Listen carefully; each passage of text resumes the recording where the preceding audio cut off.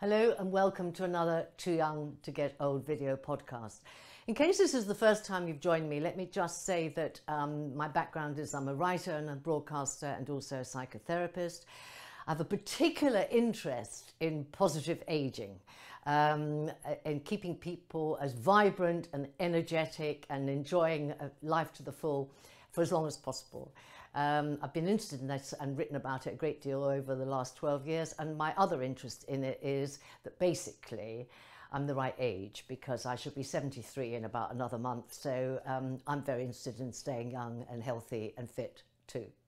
So today the subject is self-esteem, and this is important actually whatever age you're at, but I'm going to discuss why it's important, what happens to you if you don't have it, and I'm going to give you a little exercise that will help you improve yours greatly.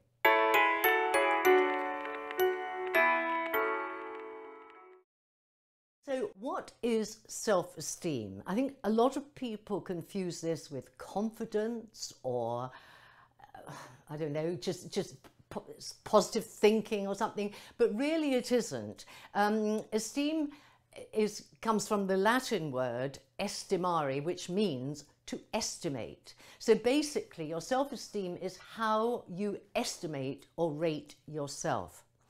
Now, I should point out that if you had the sort of parenting where you were ignored or criticized a great deal, or you had teachers that were cruel or critical, or relatives, or you were bullied, the chances are that you didn't grow up with very good self-esteem. You can't lay everything at the foot of your parenting and everything, but it is extra hard. If you didn't have a lot of loving affirmation as you grew up, it is hard to grow up with an appropriate sense of your self-worth.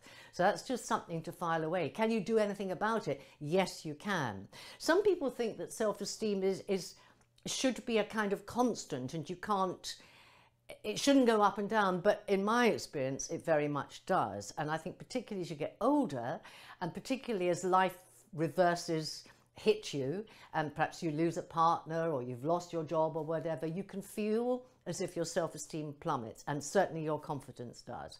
And it takes a bit of time to get it back up, but you can do it. So is self-esteem good or bad obvious from somebody's appearance?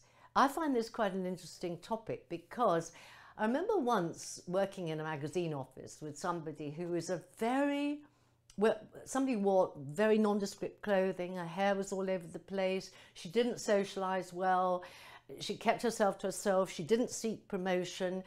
And I used to feel rather sorry for her because I used to think she's obviously, not just shy, but she doesn't have a very high value of herself. As I got to know her, I found actually she did. She just liked being like that, and she'd got her life organized pretty much how she wanted it, and she was perfectly okay with herself.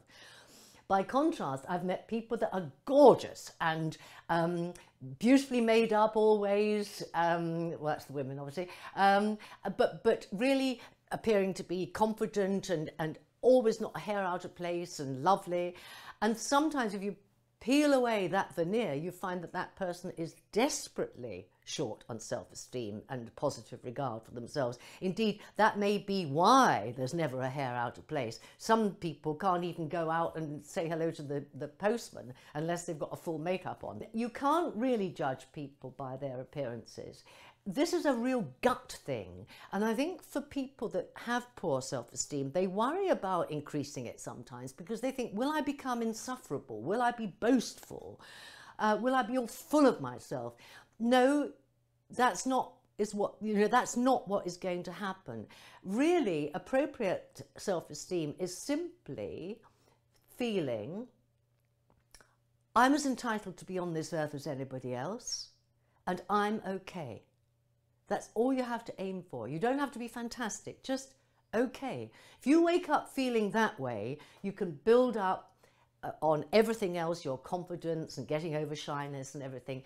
You're okay. You're entitled to be here. That's what we're trying to achieve. If you don't increase your self-esteem, what happens? Well, you probably know this. You often get treated like a doormat. If you don't value yourself, other people don't tend to value you either. And that's a sorry state of affairs. You may be somebody who never puts their point of view across in an argument or at work.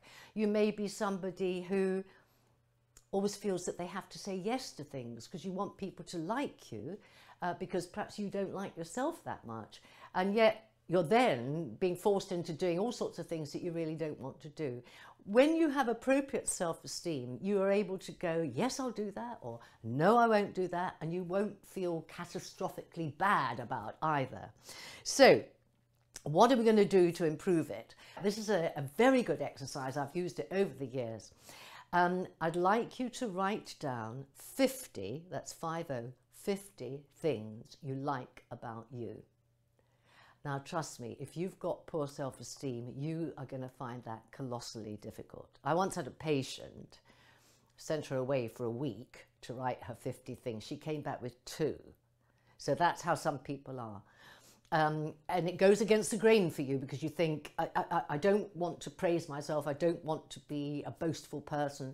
You're not. You're just writing down things that you're good at or you like about yourself. You might write down, I'm pleased that I bought a big issue today. I was in a hurry, but I stopped and talked to that man. I'm a good listener. I'm good at my job. It'll take a while, quite a while, I think, for you to get 50, but please persevere. And then what you do is you take some cards. I've just got these because I went to an art gallery, but any old cards will do, but postcard size are very good. And what you do is you need 10 of them, and you need to write down 5 points off your list on every card. And then the next thing that you do, possibly for the rest of your life, although I don't think you'll need to because it'll become a bit more ingrained, is you take your 10 cards every morning. Before you do anything else, you shuffle the cards and then you read out the points. I am a good friend. I am good at my job. I have nice ankles, whatever it is. And then read through the whole 10 cards first thing in the morning. Do the same thing at lunchtime. Do the same thing late at night. Now, I know that sounds like a chore, but what it does is it gets you thinking in a different way. Instead of castigating yourself and at the end of the day dwelling on all the things that have gone wrong or the things that you haven't done well enough, it gets you thinking instead about the good things, the positive things, the very nice things about being you. And it gives that positive message to your brain as well. And this becomes a habit and you begin to think more favorably about yourself. Finally, do remember that nature has bothered to make you unique. You have your own DNA and your own set of fingerprints. You're quite unlike anybody else, just as everybody else is quite unlike you. Nature's bothered to make you special.